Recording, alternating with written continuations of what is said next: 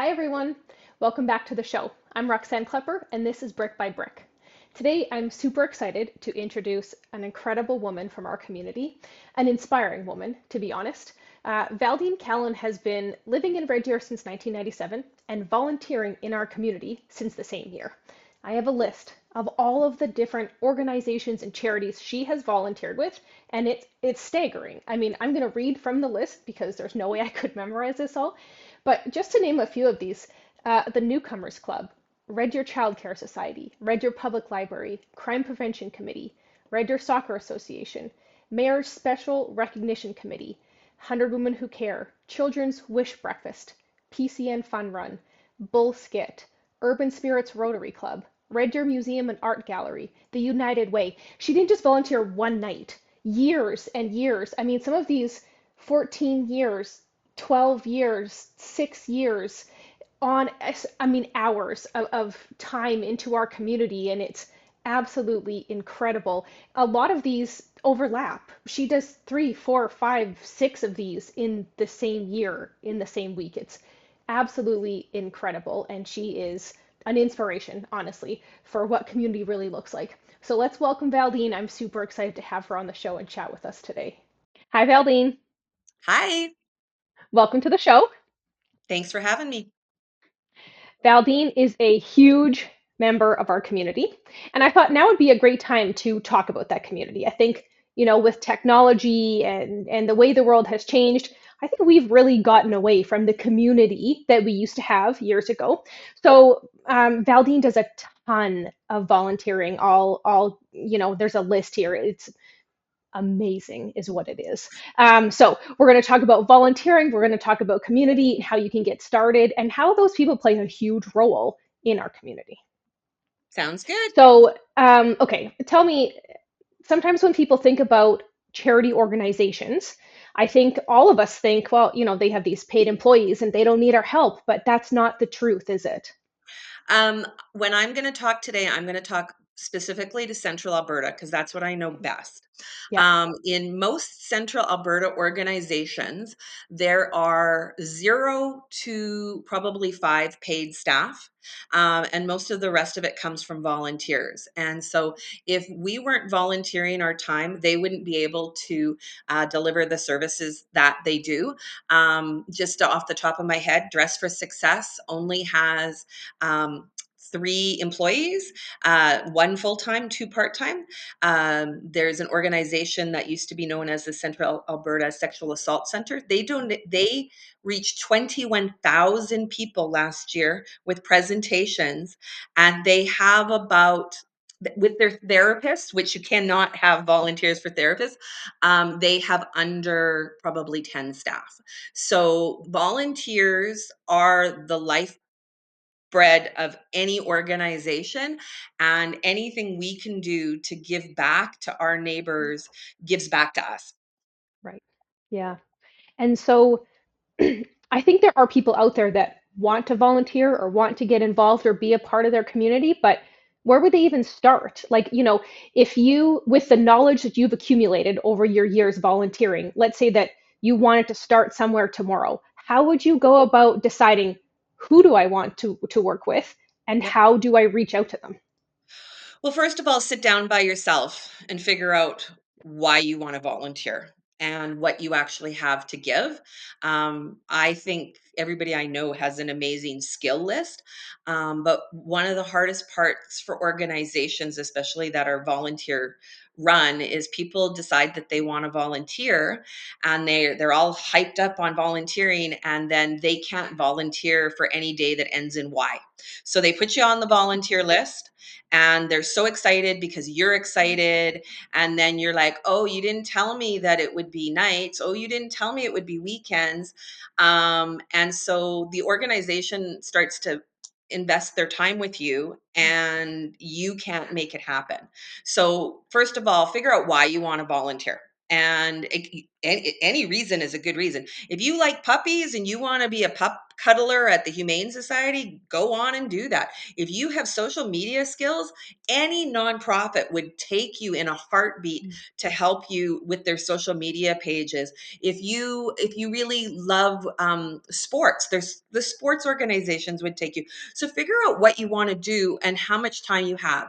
A cause really close to my heart is the Red Deer Public Library literacy program. They're about 400% more they in need than they were a couple years ago, with more and more people moving into the community. So Mm. if you're available Wednesdays from 4 to 6, they will pair you with someone on Wednesday 4 to 6, because the need is that great that um they will pair you up, right? But if you're going to connect to helping someone learn English as a second language, and you're a snowbird and are only here for 4 weeks a year, that's not fair to you, and it's not fair to the organization. So know clearly what you're comfortable with and what you're not comfortable with. Are you good with people? If you're not sure, all of the organizations that I volunteer with all have uh, websites that you can go on to. We used to have what was called Volunteer Alberta and Volunteer Central Alberta. We had different names, and there used to have all the volunteer organizations on there. It's not as clear anymore because the government doesn't fund. If you can believe this, they don't fund volunteer organizations so that they can help fund or help other organizations. So you do have to do a little bit of looking. Okay. But in my volunteering, I volunteer for a theater company, a museum, a hospital organization, an empowering women, like you name it, it's out there. You Okay. just have to do a little bit of looking. Okay. Yeah, that sounds about right. And so you brought up a good point, and I was going to talk about this later, but I think I'll bring it up now because I've noticed that, so it's either one of two things. Either there are less and less people in our community that want to volunteer, which I think is true, or there are way more organizations than there was a decade ago. And I think it's maybe a little bit of both, because you always hear about these organizations that are desperate for people. And I think, okay, where's all the volunteers? But at the same time, half of those places you just mentioned, I've never heard about.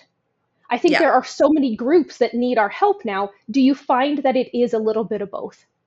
You're bang on there, Roxanne. I ended up pulling up something on volunteering from the provincial government, and there's 134,000 full-time equivalent jobs that are represented by volunteering in Alberta.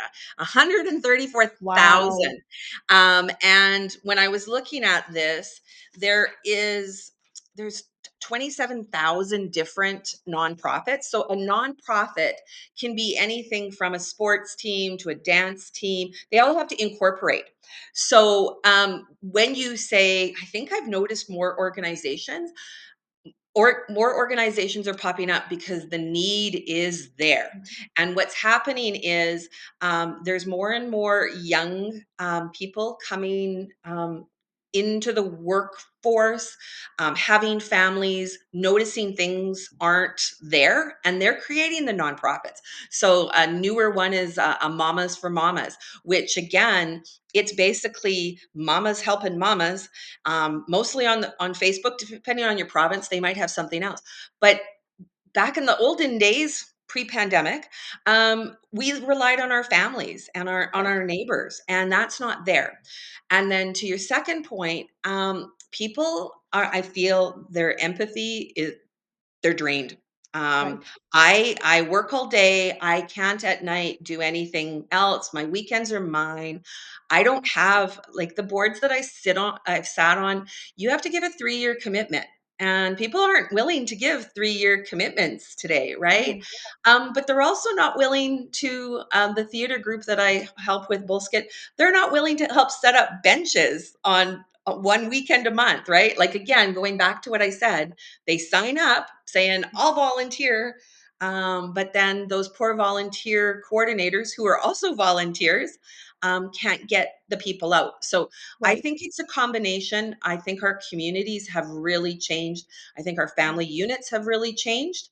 And so that's a dilemma that nonprofits are seeing that they're trying to overcome. Right. And I think it's fair for them to ask for those terms from you, because again, they only have so many paid employees. It's like a turnover at a business. They're Yeah. going to train you, help you, make sure you know what you're doing for you to, say, okay, well, in a month I'm out, I'm too busy. So I Yes. think I think that's fair.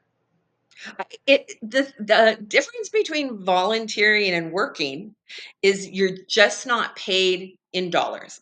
My husband and my father said they love to volunteer as long as they get paid. And I say I get paid every time I volunteer Oh, because my heart gets filled.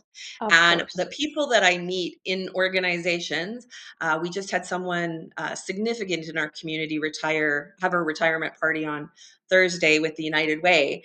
And the people that I've met along the way and everything else, I get it back. I don't get it back in my paycheck, but when you make a commitment, you have to make that commitment. It's not like, yeah, I don't. It's cold. I don't feel like going out. Yeah, They're depending on you. right. Yeah, very interesting. And so,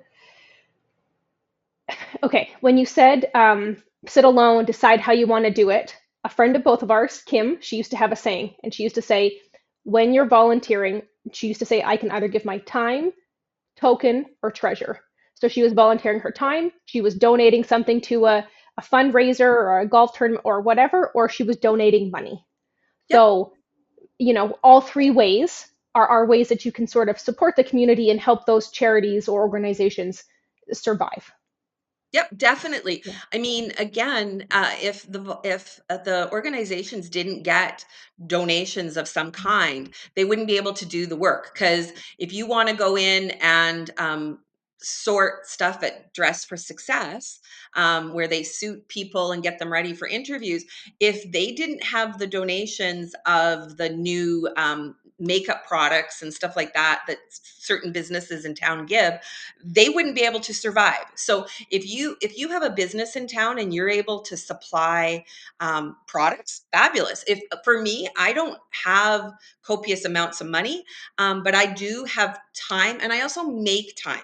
It's a choice whether I'm gonna sit on the couch and watch Real Housewives or I'm gonna go and volunteer for an organization. Neither's wrong. So anything I'm saying, I'm not trying to say to someone, well, you should volunteer. But if there's something that you love in our community or Mm, that you'd love to see you plant a seed, like the amount of the organizations like Big Brothers, Big Sisters that need mentors that are looking all the time. Can you imagine the impact that you can say in 5 years that you've had on someone? Or when you see, when you go do a build for Habitat for Humanity, and you can say, I was one of those people. I've helped. I brought sandwiches because I couldn't build if my life depended on it. But if but if you feel passionate about it, whether you're giving your time, your treasure, or your token, you can make a difference. And you know what? Again, you got to figure out why you're doing it. If you're doing it because you're looking behind you, hoping that someone's going to pat you on the back, they're not. And you have to volunteer because it matters to you, and it matters to me. And so what happens for me is that I have a son, and he has a wife, and he has friends, and it's called Valentolding. And I have, since he was 6, he's volunteered with me. And he understands the importance of community, and anybody who's my friend understands that, oh, we're going to go and do something together. And so I'm actually right now planning a night, and I keep saying Dress for Success because I was at an event this week. I put on my Facebook page, super easy to do. I said, hey, anybody want to come sort clothes with me? I've got about 10 friends. We're going to go and we're going to sort clothes. They don't have anybody who can do that on a regular basis. We're going to go in for 2 hours and we're going to do whatever they need. And these volunteers are done. My son's done. He gets pulled in when we need it. But yeah. the difference that you can make by parachuting in is just as important as someone who's deciding that they want to make a longer term. So just as long as you know that what your boundaries are and what the organization's boundaries are, it feels good. So you should do it. Ah, it does. It does, doesn't it? Yeah. And so I had a question. You said you were, I think it was before we started recording, but we were talking about the United Way, and you had been with him for a long time, and it reminded me of something I remember years and years, like 20 years ago, that the United Way used to get a bad rap, and I don't want to pick on the United Way, but where I'm going with this question is when you're looking for organizations to support, is there a way, like, how do you vet an organization? How do you say, okay, I'm going to work with them or I'm going to donate my money without, the United Way, I used to thought that it had a bad rap for spending tons of money on salaries. Yep. And so, how do you pick organizations that that money that you donate goes to help the people you want to help instead of into, maybe buying a CEO's next lake house? Yep. Perfect question. Very valid. So for me, I would start to volunteer for organizations that are registered. So if they're Hmm. registered charities, they have to register, and I'm not going to get the terminology right, but they have with the government of Alberta somewhere, right? So Okay. when they do that, they have to show everything that they have. They have to open their knickers up and just say, take a look at me, so that they understand what the structure of the organization is. It's definitely not a monitor. They monitor it, but they don't monitor everything about it. It Right. just means that they're registered. So that would be my first thing. There are other organizations that aren't registered, but that's where I would start. Then I would go to their, for the most part, I'd go to their websites. Anybody who's a nonprofit, they have to file, they have to have their pages audited and everything. So there will be a high level audited statements on there so that you can see that. You can see what the organization is made up of and comprised of. And as I said at the beginning of our conversation, I'm only speaking to Central Alberta. But in my 30 years of working and volunteering in Central Alberta, I am privy to a lot of balance sheets, spreadsheets, Mm. financial statements, because not only have I volunteered in the organizations, I have helped grant a lot of money in the community through some different organizations. So we see the financial pages, and I can guarantee you, I'm willing to put a lot of beef behind my backing. There's nobody in Central Alberta, in the organizations that I'm aware of, that make huge dollars. I cannot speak to Toronto. I can't speak to Vancouver, but I would they're called executive directors. Some of them are called CEOs. Some are called managing directors. They are not well paid for Right. the amount of work that they're put in. I can't disclose what they get paid. Yeah. But as I said, when you're an organization of 2 or 10 and you're seeing 22,000 people, um, you got to figure out they're not making that much money. And there's a lot of part-time executive directors, staff that work morning, noon, and night. Oh, So for sure.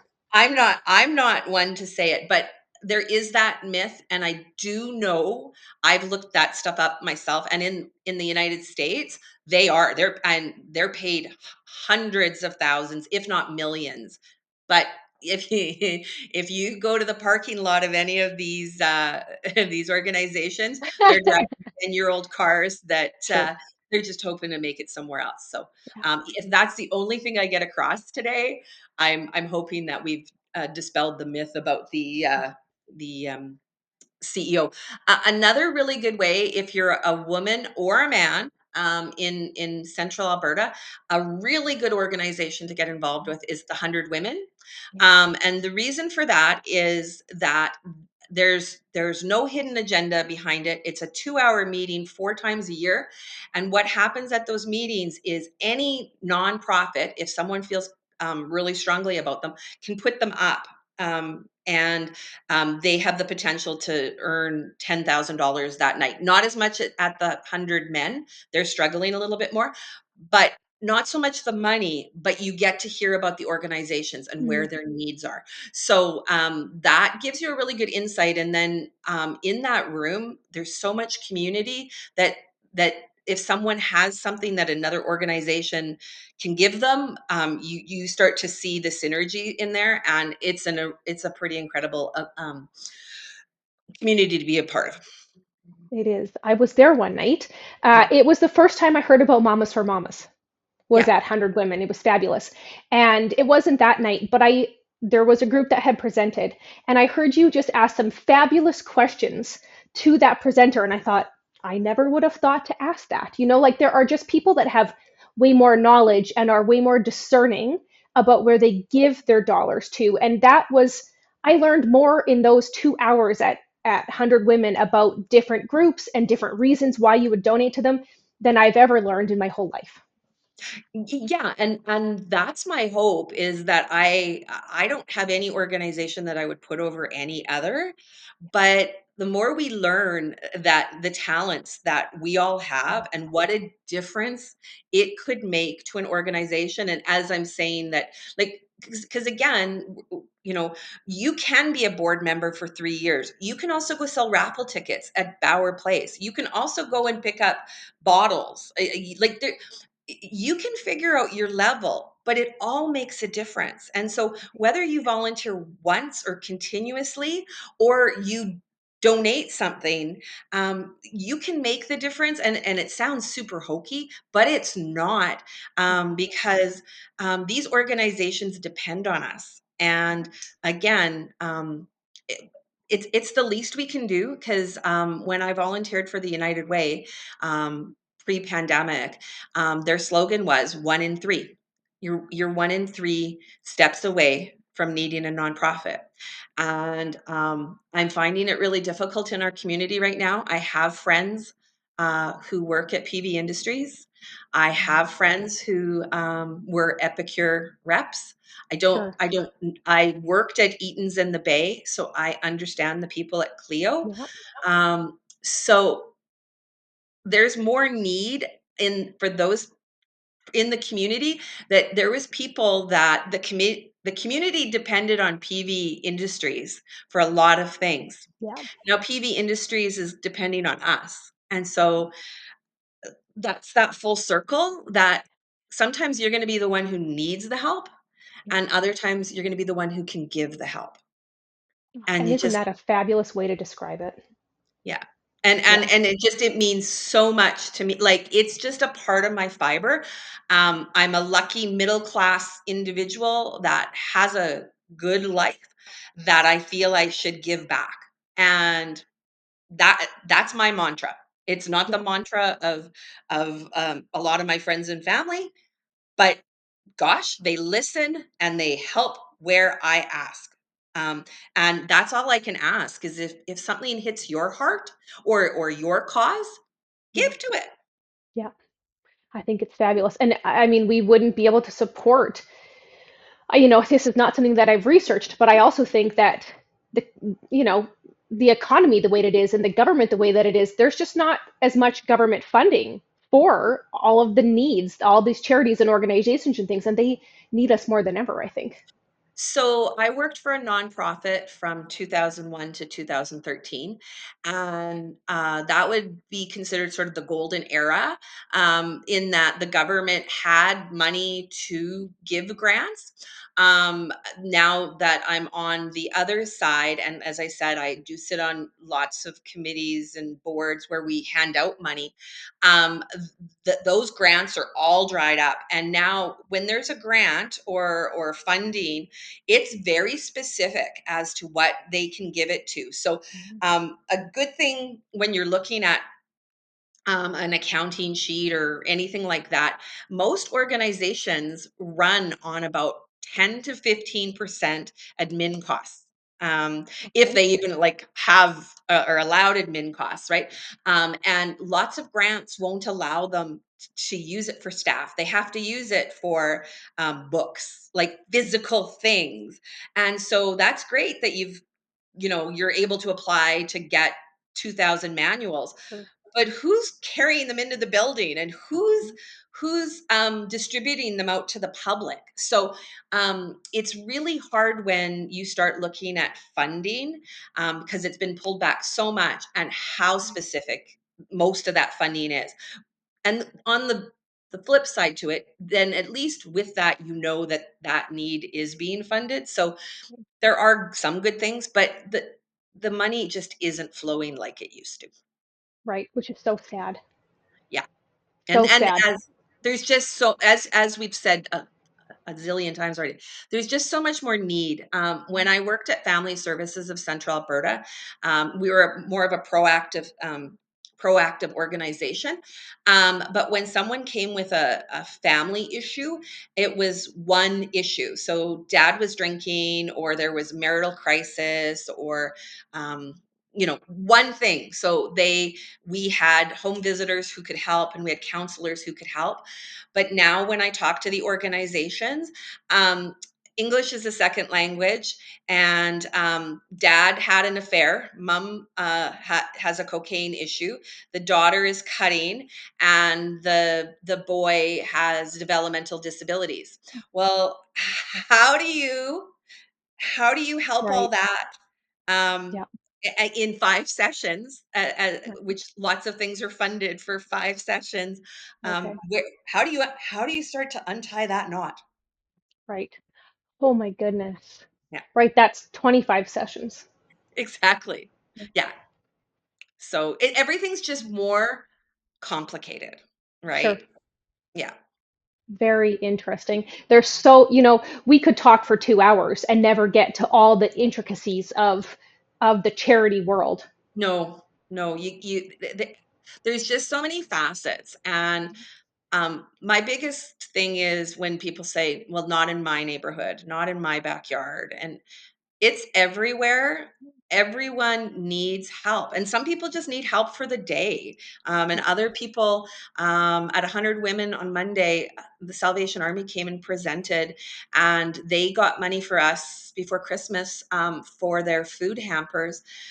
They help schools.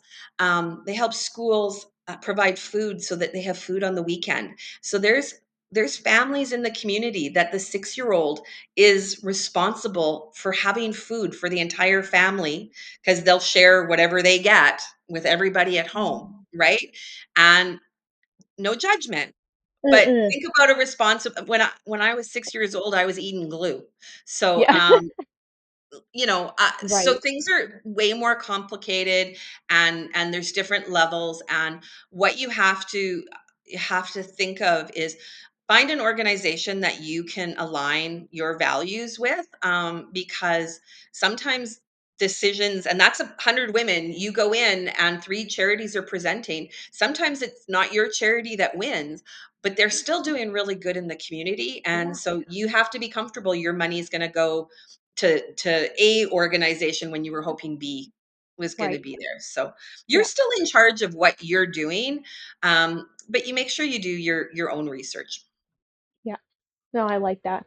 This has been so good, Valdene. Thanks so much. You're welcome. There's a couple places that Valdene talked about. I'll put links to the bottom stuff so you guys can click on it and see if there's any interest from anyone else. But thanks for chatting with us about this. I do think it's super important, and I think that a lot of people don't volunteer because they just don't know who to reach out to. It's out of their comfort zone. Totally, and, you Yeah. know what? Things are out of our comfort zones, and that's okay. We're finding, that there are things, but there's lots of stuff that's within your comfort zone. As I said, go cuddle a cat, go cuddle a baby. Just be prepared for some of these organizations. You will have to do crim checks and other checks, because you are dealing with some vulnerable populations. But Sure. if you ever see me out in the community and wanna ask me questions or something like that, I'd be happy to answer it. And I look forward to volunteering with some of you or all of you soon. Of course. Thanks, Valdene. You're welcome. See you.